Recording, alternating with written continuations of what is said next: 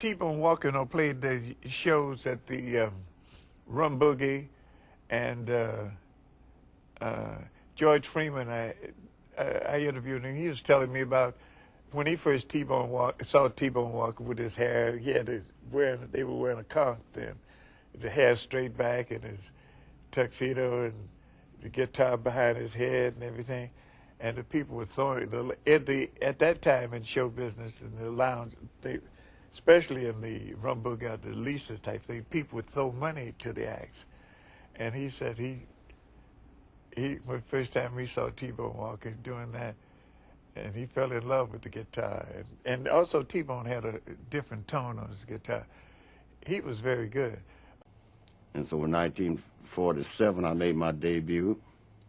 Nobody knew that I could play guitar. See, I was a drummer with a white band in San Antonio, Texas, called Hard Hughes.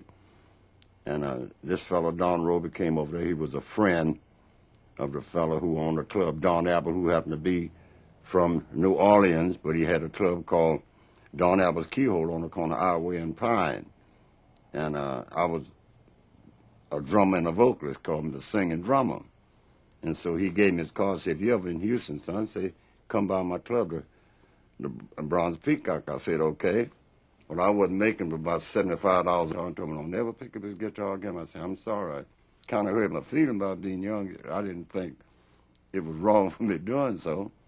The next day I had a $750 Gibson L5 that Don Roby bought for me and a bunch of uniforms, and I was gone ever since.